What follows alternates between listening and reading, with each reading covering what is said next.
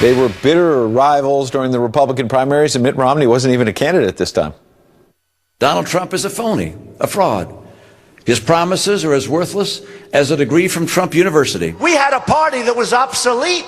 We had a party. Mitt Romney couldn't run for dog catcher. This guy was a disaster. But now Fox News first reported that the president-elect may tap Mitt Romney for Secretary of State if he issues some sort of a public apology. So what's the likelihood of a Mitt mea culpa?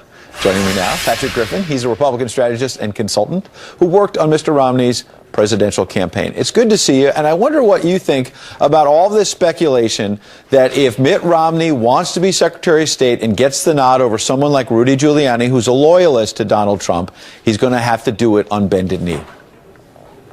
You know, Ed, I don't know about that. Look, I think that there are apologies and there are apologies. I can see that obviously if the president-elect makes a decision to appoint Governor Romney, that there are ample opportunities for the person to show their interest, which I think Governor Romney has done. But more importantly, we have not seen this before, right? We've seen this in politics on both sides. Sure. Go back to recent history, to the Jack Kennedy-LBJ relationship. Look at George W. Bush and Ronald Reagan, the voodoo economics comments, and Reagan suddenly made Bush his vice president. This goes on and on and on. The rhetoric of the campaign is different than the practicality of governing.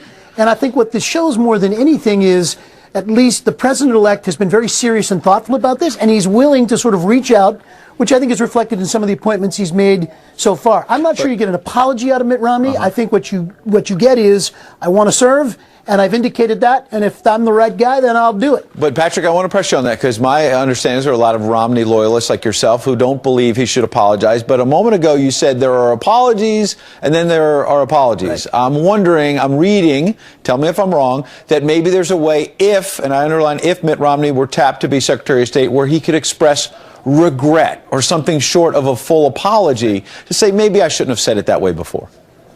Sure.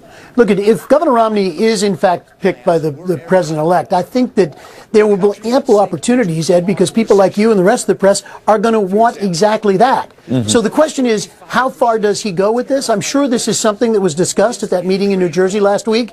I'm not sure it's a full-out apology. I think it's more during the fog of war and the tough rhetoric of a campaign, things can be said, etc. Right. I think it's very, very important that Governor Romney make it clear he wants to serve this administration, and I believe he's more than capable of doing that. Apparently, the president-elect, at least in terms of consideration, does as well. Quickly, I want to get to the fact that people very senior in the Trump camp, though, seem skeptical of Governor Romney. Kellyanne Conway taking time out from Thanksgiving to say, receiving deluge of social media and private communications already Romney. Some Trump loyalists warn against Romney as Secretary of State. She added Kissinger and Schultz as secretaries, flew around the world less, consulted the president close to home, and were loyal. Good checklist. Emphasis there, Patrick, on the word loyal. If he's picked, is this going to be something hanging over Romney's head? I'm not sure. Look, I think the most important thing that can happen here, after campaigns, and I don't care whether they're presidential campaigns that I've been involved with, Senate races, governor's races, I find that candidates tend to forget things faster than staffs. It's not uncommon that the person who's burdened with the idea of governing has to make the kind of choice to assemble a government that will make his administration, her administration, work best. Sometimes that's hard for staff to get over. I have great respect for Kellyanne Conway. I think she's an incredibly smart person. But there's a little hurt and anger here, which is understandable. At the end of the day, though, at the end of the day, Donald Trump has shown as president-elect that he is in the mood now to govern, that the campaign is over. And the very fact that he's considering Mitt Romney, I think, is a very encouraging sign for all Griffin, parts of the GOP. I think you're onto something there, that maybe there's something about regret during the fog of war, and then maybe he hopes he gets the job. We appreciate your insight this morning, Patrick Griffin. Thanks, Ed. Meanwhile, losing a loved one is obviously hard, especially when it's a socialist dictator who oppressed his people and let children starve. Just ask the mainstream media. Fidel Castro was considered, even to this day, the George Washington of his country. A romantic figure when he came into power. One journalist fed up with her colleagues is here to tell the truth next. We are back with some quick headlines. Google adding a new tool to the fight against ISIS. The tech company unveiling something called Redirect, which they hope will help slow down online recruitment. They're using targeted ads to redirect people who search keywords related to joining ISIS, and instead of bringing them to content, it brings them to content that would deter them from joining, as opposed to getting information. And hackers hit public transit, and now all rides are free. The ticketing machines at San Francisco train stations are now out of order, and the SFMTA's system isn't reading payment cards. The rail service is keeping the fare gates open as they work to fix the problem. Like the welfare state there, lots of free rides today in San Francisco. Sandra, over to you. All right, thanks, Pete. Well, in the hours following Fidel Castro's death, many in the media were praising the Cuban dictator. Fidel Castro was considered, even to this day, the George Washington of his country among those who remain in Cuba. He was also a very divisive figure. You see the medicine system they are very proud of. You see athletes, and think of how many Cuban athletes have enriched the sports in this country and around the world. He was a romantic figure when he came into power, and when he knocked off a corrupt dictator, Batista, we American young high school kids and kids in those days rooted like mad for the guy. Is this a fair reaction for a harsh dictator like Castro? Joining me now to weigh in is veteran Spanish language journalist and Mega TV host Elvira Salazar. Good of you to be here this morning. What did you make of what you just heard from those journalists? Well, good morning. I think that anybody that acclaims or praises the Cuban Revolution or Fidel Castro the way I am hearing my colleagues doing it have never lived in Cuba for more than a week. Absolutely, that Cuba and the Castro brothers offered the Cubans good health, good social services, good education, and absolutely wonderful athletics. So why do you think there is such a difference from the way, say, we just heard from Chris Matthews, Brian Williams, talking about this romantic version of Cuba? Your parents fled Cuba. Why is there such a difference in the way they see it and the way you and the people of Cuba see it? Because we have lived it. Because we know in reality what really happened. And what happened is that the Castro brothers offered the Cuban people a very perverse social contract, which meant I'm going to give you health and education and athletics, but you have to give me in exchange your life, your minds, and your freedom. That's a very perverse social contract, and that's a very high price to pay in order to get health and education. Why don't we go to let's go to Costa Rica. That's a much better example, where they offered health and education, but they didn't take away any of the social liberties. And so you say that you say Cubans would escape that social contract to which you referred. When they could, they did. Oh my God, they have escaped it for 56 years. 20% of the Cuban population has fled. You still have rafters trying to defy the sharks to come to the Florida coast. You have people the Cuban people try to flee as much as they can, unfortunately, because it's a torment to live on the Cuban island. But that's what, unfortunately, many of my colleagues do not realize and they do not see. Have you spoken with any of them in the wake of Fidel Castro's death? When you hear those responses, and it's not just your journalist colleagues that are saying things like this, it is world leaders, including President Barack Obama, who has put out reaction to his death that also sounds like a romantic version of Fidel Castro in Cuba.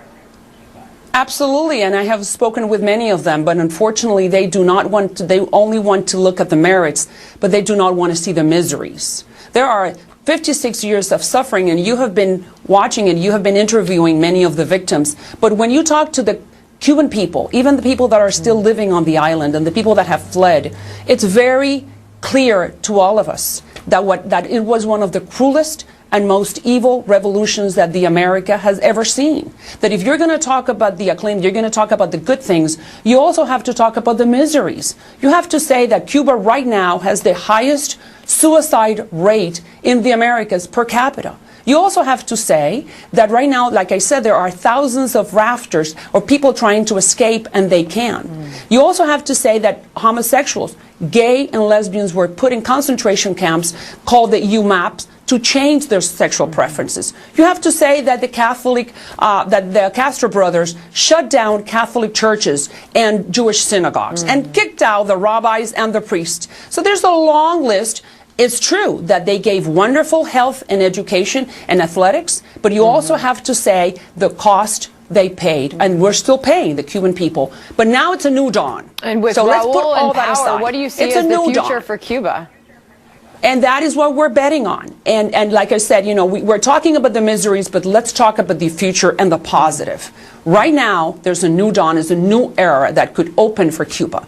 And it depends on Raul Castro and the military elite that surrounds him. And they should take up based on what we just heard from your colleagues in the media, saying that he's the George Washington of his country among those remain in Cuba. Will you see any change in the media and the way they see Cuba and Raul running that country? But, you know, George Washington was the founding father of the most extraordinary country in the world that is the beacon of human rights. Everybody wants to come to the United States because here you can live your American dream. So I don't think that there's any comparison. Is the opposite. George Washington and Fidel Castro. It's just that people buy the marketing. The Cuban Revolution and Fidel Castro was an expert at the marketing, and they won the war of the ideas, but not the war that but not the reality that Cubans needed to live. But like I said, it's a new dawn. We're happy. I think it's a new era, and it depends on Raul whether he's going to take up what President Obama has offered him, which has been wonderful economic reforms. And certainly good to get your thoughts and perspective on that this morning, Elvira Salazar. Thanks for being here. My pleasure. All right. Well, Hillary Clinton's campaign now making it official. They think the election may have been rigged. What difference does it make? Chris Wallace here to tell us. And we have our first reaction from the president-elect. That's next. Plus, does President Obama already have a new job lined up in Washington? Well, it's an honor again to bring in Chris Wallace, the anchor and host, of course, of Fox News Sunday, because once again, he's the man of the hour. That third presidential debate, Chris, it just keeps living on, because remember when you, of course, asked that question of Donald Trump about whether or not he would eventually concede if he lost the election. Now it seems like the shoe's on the other foot for Hillary Clinton. Well, it's quite astonishing, because you got to remember at that point he was kind of waffling on that issue as to whether or not he would accept the results of the election. And then Mike Pence and his own daughter Ivanka Trump both said, of course he would.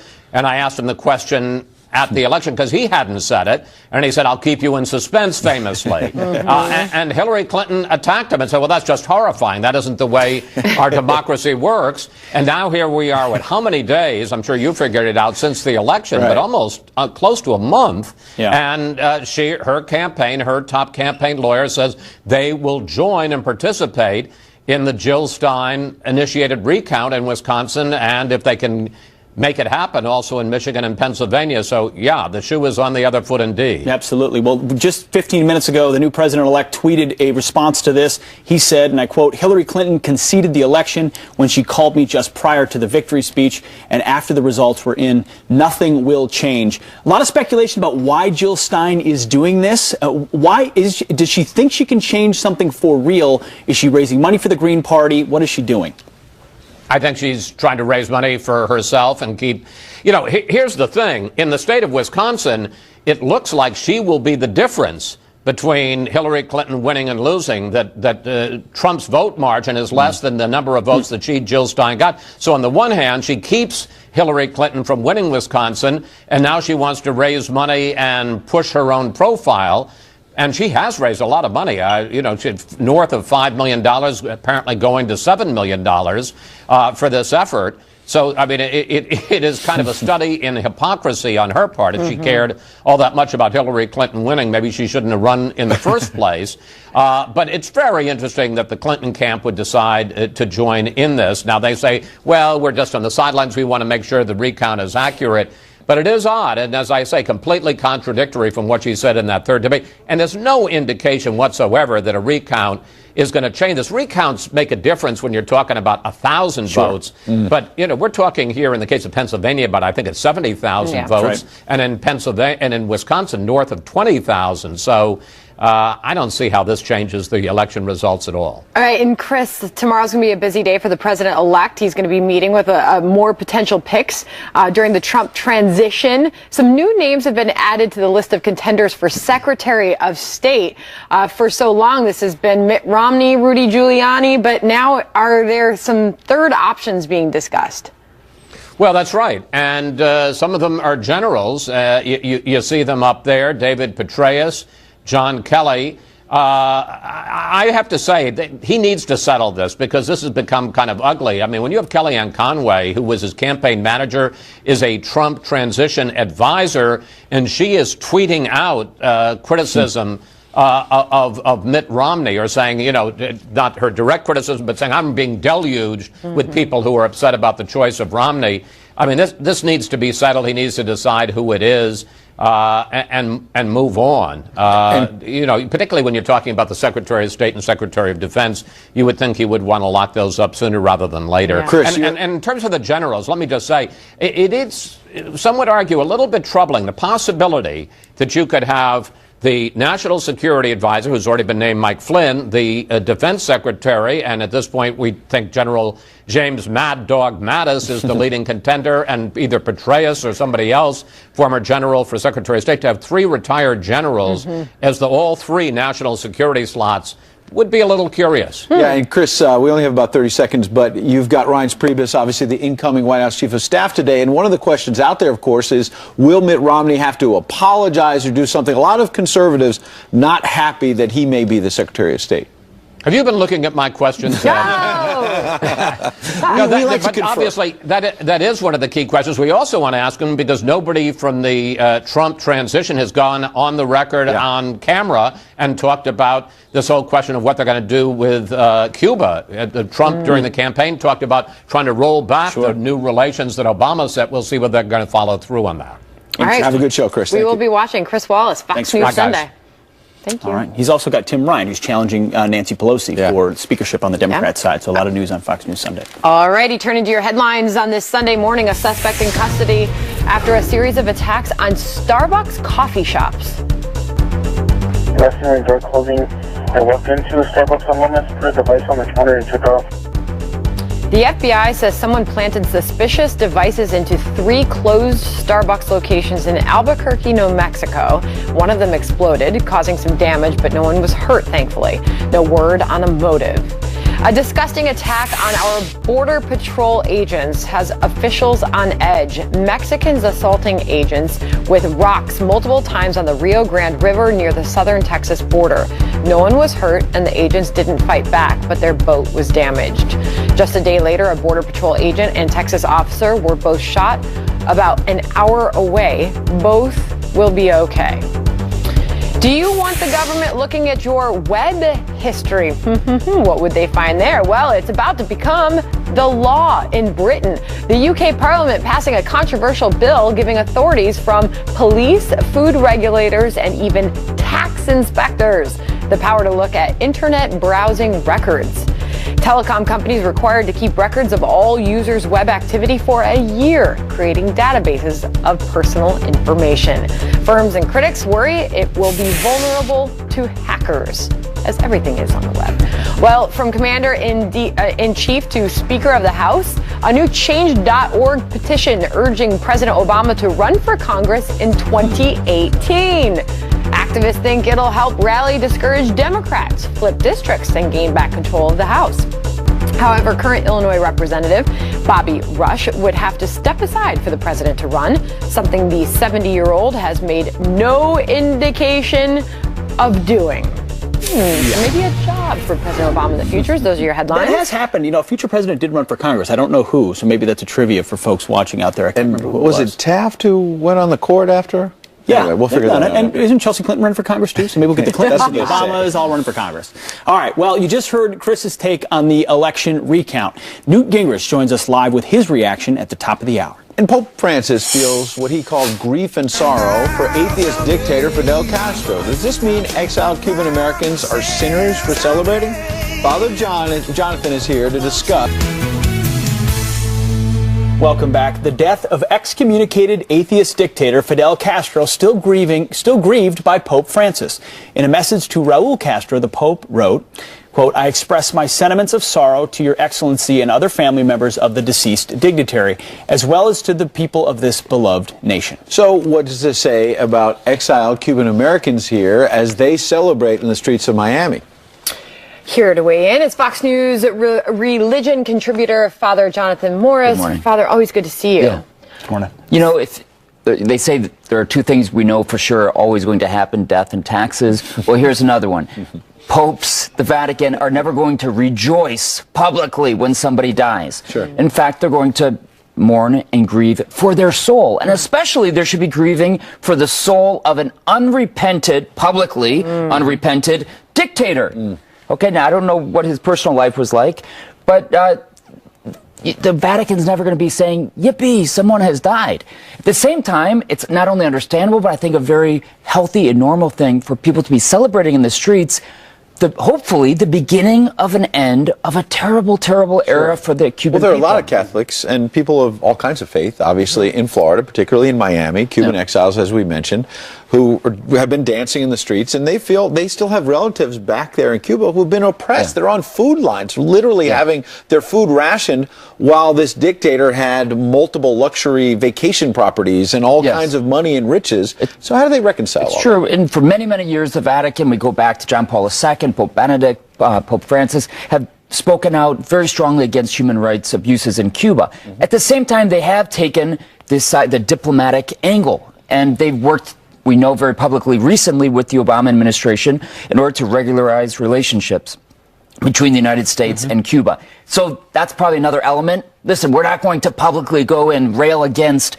Fidel Castro as he's dying. So maybe that's, whether that works or not, that's a prudential decision. 60 years of atheist authoritarian regime in Cuba. What is the state of the church there? It's alive, but it certainly has been hampered by a tremendous amount of control by a communist atheist state.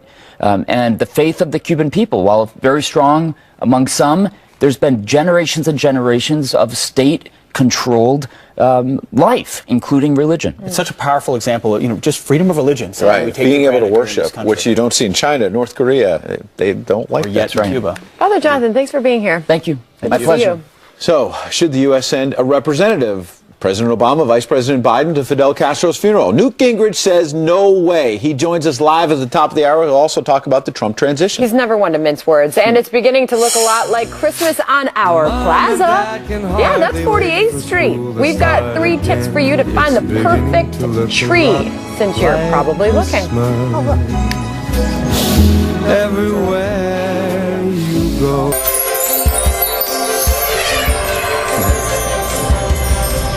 Well, going to pick out the family Christmas tree is a tradition everyone always remembers. There it is. The Griswold family Christmas tree. Isn't it a little big? It's not big, it's just full. Dad, that thing wouldn't fit in our yard. Not going in our yard, Russ. It's going in our living room. Dads. Here are some tips on picking the perfect trees. Tyler Cooper and Brian Millman of Tyler's Trees. Welcome back, guys. How's it going? You guys have been doing this for 9 years now? Yeah. 9 years. All right, you know what you're doing. Sort of. You're getting there. So everything is about real or fake trees, and I think a lot of people think, hey, I have a fake tree because I can reuse it and it might be better for the environment or something like that, but real trees have some real advantages. Yeah, so real trees are great. Basically, what we like about real trees, Tyler's Trees, all we do are fresh cut, late cut real trees. They have the smell that you can't get, and there's a lot of nostalgia. People remember, going out with their family and getting their tree, but there's also a lot of other benefits that you get from a real tree. For every 1 tree cut, 3 are planted, so it's highly sustainable, but it's also big industry.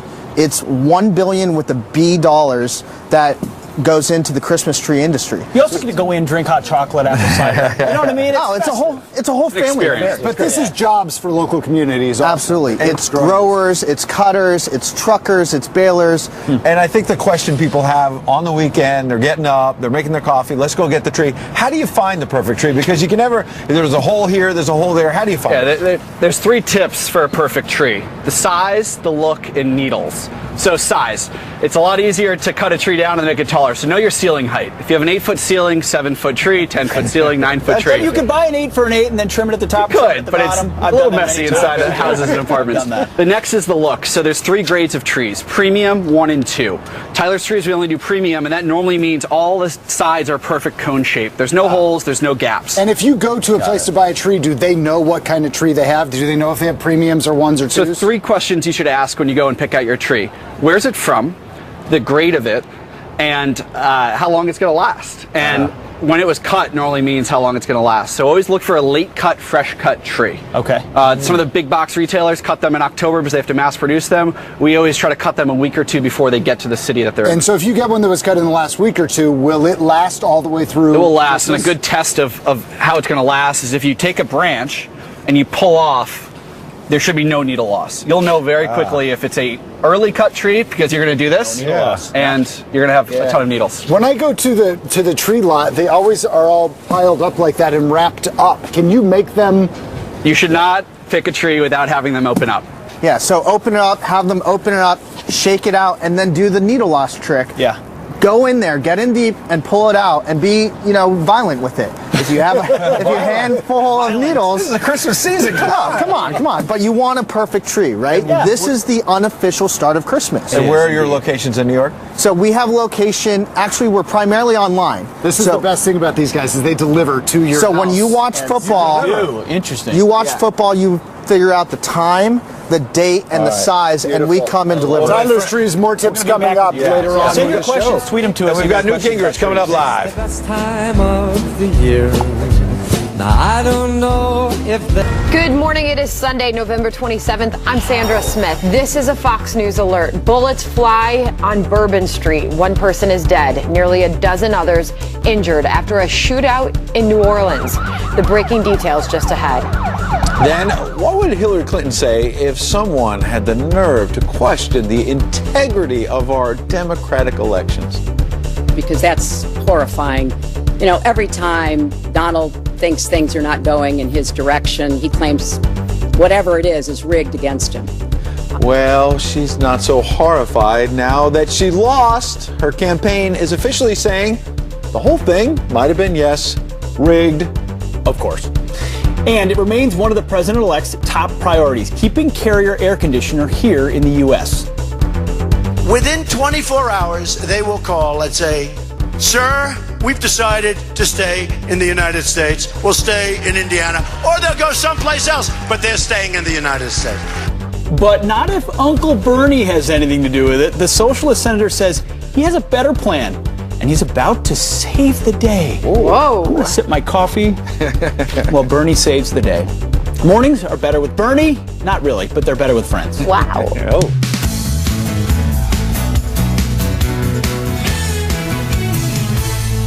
All right, we've got a lot of news this morning. We've been having a little fun with the Christmas season in the air. But we also have the pleasure, the honor to welcome in former Speaker of the House, Newt Gingrich, interrupting his vacation down in Naples, Florida, briefly. And we thank you for doing that, but we mostly thank your wife. You've got a new book out, Treason, a novel about terrorism, a more dark subject. But your wife, of course, has a more lovely subject. It's called Hail to the Chief, in which she has Ellis the elephant teach young children all about American presidents. And we obviously have a new president about to take power. But I wanted to first talk to you about Fidel Castro passing on. And we've seen people in the mainstream media like Chris Matthews saying he was really a romantic figure, Mr. Speaker. Well, this is a good place to test the insanity of the American left. He wasn't a romantic figure if you were being shot by him. He wasn't a romantic figure if you were being driven off the island, as hundreds of thousands were, because he stole their property and threatened to put them in prison. You weren't a romantic figure if you were. He wasn't a romantic figure if you were a poet who spent 16 years in a prison because Fidel didn't like you. Let's be clear. The average car in Cuba is over 30 years old. It would take the average Cuban who earns $50 a month 100 years to buy the least expensive new car currently available in Cuba. Now, this is all a result of socialism gone amok. Bernie Sanders' exact fantasy come to life in Cuba. It doesn't work. And I think people ought to be honest about this. And any professor or any writer who says they like Fidel ought to go volunteer to spend 6 months in a Cuban jail and then tell us how they feel about this dictatorship. Absolutely. In contrast to the United States, and even many years ago, Ronald Reagan, when he was president, obviously Fidel Castro railed against him. The New York Times highlighted that, as it oftentimes does, finds a way to hold up Castro but criticize Ronald Reagan. This is what Castro said in 1985. He said, if his power, meaning Ronald Reagan's, includes something as monstrously undemocratic as the ability to order a thermonuclear war, I ask you, who then is more of a dictator? The President of the United States or I? We know how he feels about America. We've got a new president coming in. What can Donald Trump do to set the stage for turning the page on these horrific Castros?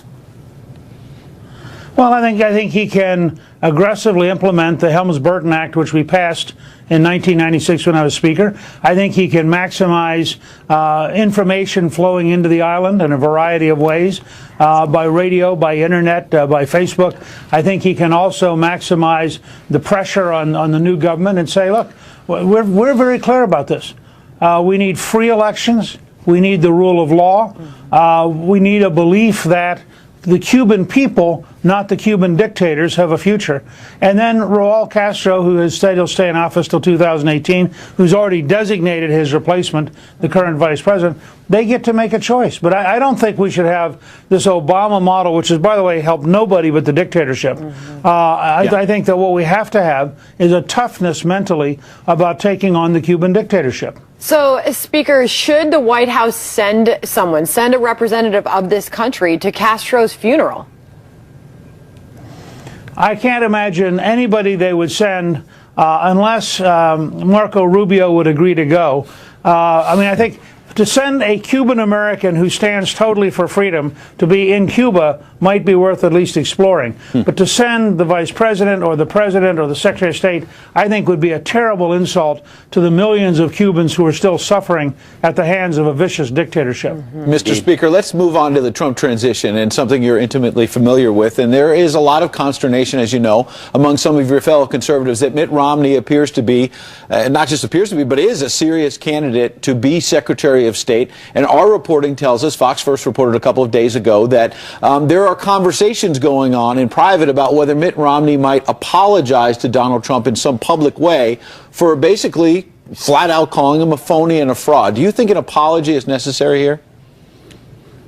Well, let me first of all say I will support whoever President-elect Trump picks because he has the right to fill the cabinet based on his judgment and on his vision of going forward. So while I have very strong opinions, and I'm going to say them, that doesn't mean that I wouldn't support whoever President-elect Trump picked. I think there is nothing Mitt Romney can say that doesn't sound phony and, frankly, pathetic. He made his case. He made his case all year. He did all he could to help cause Trump to lose Utah. He called Trump vicious and vile things. He described him in language that is not possibly compatible with being together. And the idea that now that Trump has won, that Mitt would suddenly decide to issue a mea culpa and say, oh, gee, all the vicious things I said about you when you were running, I didn't really mean. Well, he sure did mean them, and he sure did try to defeat Donald Trump. And I think speaking for most of the Trump supporters, while we will support President-elect Trump in whatever he does, I think we would be enormously disappointed if he brought Mitt Romney in any position of authority. Mr. Speaker, the President-elect has run a transparent transition process, knowing who he's meeting with and what positions he may be considering them for. But this standoff a bit or pause between Giuliani and Romney has opened the door for some potential other candidates. I think we'll be able to put them up on the screen. You've got Tulsi Gabbard mentioned, Bob Corker, David Petraeus, and John Kelly, two generals. Do you see anyone else emerging, or do you think this really is a Romney-Giuliani matchup at this point? Look, I also think Ambassador Bolton has a tremendous potential. Sure. But candidly, I mean, if for whatever it's worth, in my opinion, Rudy Giuliani would be a great Secretary of State. This whole socialist baloney that the news media brings up, that he has too many contacts overseas. John Foster Dulles was the greatest international lawyer in the world when President Eisenhower picked him to be Secretary of State. They actually thought that was an advantage. Rudy has been in 80 countries. Rudy has connections all around the planet. It's an advantage to America to have somebody who's done something. I think this left-wing vision that if only you sat at Harvard, got tenure, and did nothing in the real world, you'd be the perfect candidate, is exactly what's wrong with Washington. And I think Rudy Giuliani will do as much to clean up the State Department. I can't imagine anybody who would be a tougher leader or a tougher advocate for America than Rudy Giuliani. All right, and Speaker, something else that continues to be big news this morning is that Team Hillary, with the leadership of Jill Stein, is challenging the election results. Trump has taken to Twitter to slam this effort as a scam. But Hillary Clinton, she was horrified when Donald Trump, during the election process, even hinted that he might challenge an election if he thought it was rigged. And here she is doing it. Look, if you were Secretary Clinton and you had spent 42 years of your life from the time you were a student when you worked for Joe Lieberman for State Senate, not U.S. Senate, 42 years, and you twice had thought you were going to be president, and you have to face Bill Clinton, who actually won, and you're going to have to think through, how do I explain that I'm a loser? You'll grasp at any straw. There's no straw too tiny for Hillary Clinton to grasp it. And it's sad. But we're watching her live out a psychodrama in public. But the fact is she lost. She lost decisively. She lost according to the rules of the game. And at some point, she will gradually disappear to write her memoirs or do something else. Is this just an extension to discredit? You saw it with the protests afterwards. You see it now with these challenges. Where will this go next? Are they ever going to accept that President-elect Trump will be President Trump? If President Trump governs as firmly and as courageously as he campaigned, if he does genuinely take steps to clean out the swamp, if he is prepared to take on, for example, the corrupt parts of the bureaucracy and insist on real civil service reform, if he is prepared to take on the Veterans Administration, something one of your hosts knows an immense amount about, he's going to have left-wingers mad at him every morning. This is just a fact. I mean, the New York Times will every day be apoplectic that we have Donald J. Trump in the White House because the New York Times was so desperate to have anybody else. And I think that means that the left will be in turmoil for the next 8 years. And, you know, candidly, as an observer of the American scene, I'm pretty happy when the left is in turmoil. I worry when they're happy. But Speaker, you know they're using this this transition team effort as an excuse to say that the Trump transition is in turmoil because you do have Kellyanne Conway, you know, speaking out against having Mitt Romney be chosen as Speaker of the House, or Secretary of State. No, I was Speaker of the House. Thank you, sir. Are they divided though? Can you clear that up? Now, look, well, I mean, first of all, this is a case where the president-elect clearly has allowed this to occur.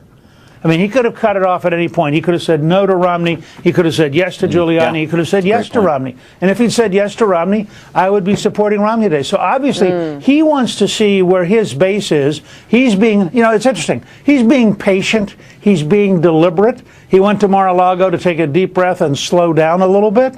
And by the way, I have to say, I had never seen this before. I just ran across a 2011 video of Donald Trump working in one of his hotels and being a bellman and then being a cook. And then it's an amazing thing that gives you a totally different feel for him as a human being. And I think what he's done is, and David Axelrod, who, as you know, ran the Obama transition, Axelrod came out the other day and said, look, Trump is actually ahead of where we were at this point. All this talk about disarray is nonsense. He is looking methodically, putting together a superb team. He has very tough standards because I think he knows he's going to be in a war with the establishment in Washington every single day of his presidency. And he wants people around him who are committed and dedicated and prepared to stand by his side no matter how hot the heat gets. And I think he's going to put together a good team. Mr. Speaker, I got about 30 seconds, but Jerry Falwell Jr., is a report this morning, he said that he turned down a cabinet post. But what I found more interesting was that he said that when he got the offer from President-elect Trump, he said that he had to commit to serving 4 to 6 years. Is this president-elect already looking ahead that he is going to be a dominant sort of Reagan-esque figure for 8 years?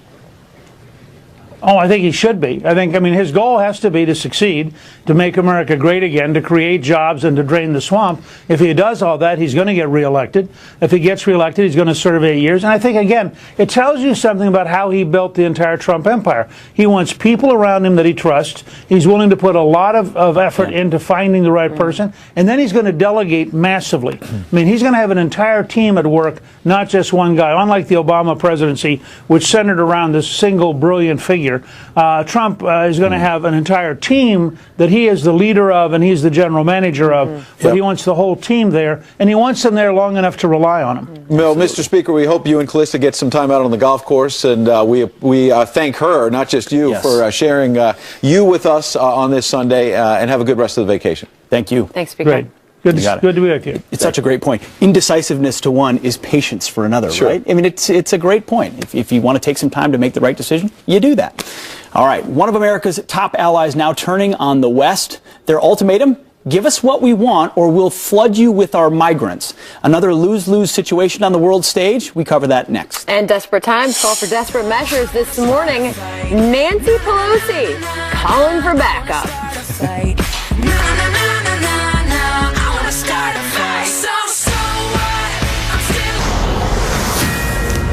We are back with a Fox News alert. America's ally in the Middle East is turning on the West. Turkey is threatening to flood Europe with millions of migrants if the European Union stalls in sending billions in aid and money as it's part of the membership talks.